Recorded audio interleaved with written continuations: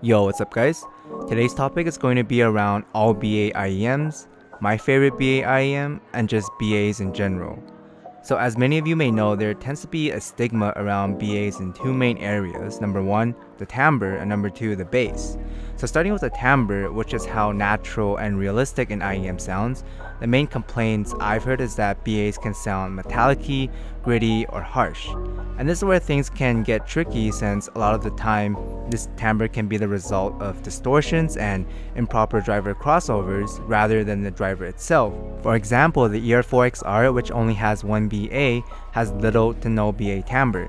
Now this is most likely the result of proper driver implementation and tuning, and since it only has one BA that covers the entire frequency, it also means that there's little to no crossover distortions and very little coherency issues. On the other hand, we have everybody's favorite brand KZ that shows 14 BA drivers in each ear, and when you compare it to the ER4XR, which only has one, you can clearly hear the harshness and metallic nature in the KZ. But of course, this harshness can also just be because KZ sucks butt at tuning and driver crossovers. Either way, the metallic-y and gritty nature still remains on the KZ and doesn't appear in the ER4XR. Next is the complaint surrounding BA bass. Now to me, this is much more noticeable than the timbre since I can physically feel the difference. So TLDR, the way a dynamic driver works is by pushing a diaphragm back and forth with magnets and creating sound that way. With a good DD, you can physically feel the air slamming into your ears and feel the rumbling from the driver itself, which you don't get from BAs since they don't slam, but rather create sound through mini vibrations, which doesn't have the same impact. And in order to try and compensate for this, many companies will tune their low end with a higher elevation to create the illusion of impact, which works to a certain degree, but you just really can't recreate the physical feeling of air slamming into your ears without actually having air slam into your ears. Which is why in order to be considered one of the best BA sets, an IEM needs to have no quote-unquote BA timbre. But let's just jump right into it. My favorite all BA set is the Softears RS5. Now in terms of pure technical performance, the SA6 Ultra and U12T have sharper resolution, more detailed, and better instrument separation. So I'm not even going to argue against that.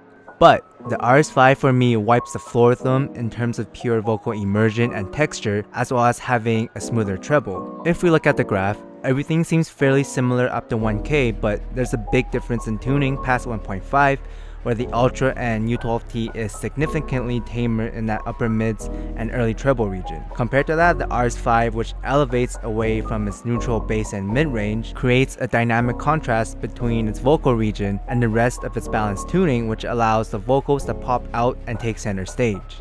For example, at around the 420 mark on the song Pasalo Diaz, Natalia's vocals on the RS5 are powerful, electrifying, and I'm gonna use a big word here, ethereal. There's a perfect balance of upper mid and note weight that refrains Natalia's vocals from drifting off or being too sharp and thin on other sets like the Ultra. The vocal presentation is forward-leaning and powerful, but never cramped or sibilant even when I'm listening at over 85 dBs. To me, the RS5 is one of the best, if not the best IEM I've heard in terms of pure vocal performance, and I know others have said that it can sound quote-unquote boring, and honestly, I kind of agree with them. That is if you listen at mid to volume. Then yeah, it's just a very balanced and safe set overall, but you're missing its true potential when you're not cranking it up. At the volume I listen to, the treble on the RS5 sounds the most natural and correct out of the three. When I hear a cymbal crash on the RS5, I'm like, yeah, that's a cymbal, sounds about right.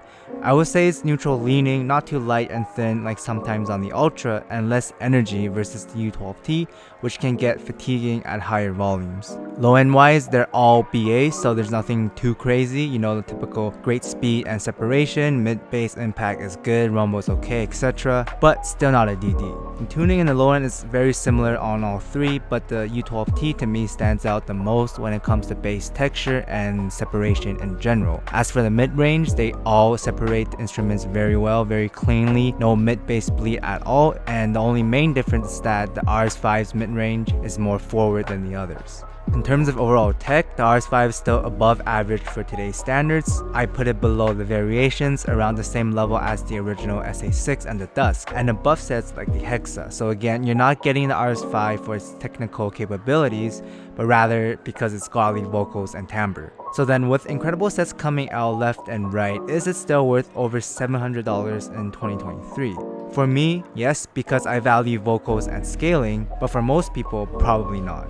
It's also very sensitive at high volume when it comes to sources, so you're gonna need a high quality source to drive it past 80 decibels, or you're gonna hear noticeable distortions like when I paired it with my NX7 and Motu M2. But it's perfectly fine if you listen at normal volumes. In conclusion, I think the RS5 still has the best vocals under $1,000 even in 2023, with the Monarch Mark II and the original Manger T coming in as a close second. It's also my favorite personal BA set, although I haven't heard the Diva yet, so I don't know if the RS5 has the best vocals period. But yo, the vocals on this thing pierces through my soul every time I listen to it and makes me levitate, so it's pretty freaking good. But that's all for now. Sorry again, bass sets, this isn't the one for you, but maybe I'll find a bass set to talk about next time or something. Anyhow, thanks for watching guys, drop your thoughts below, and peace!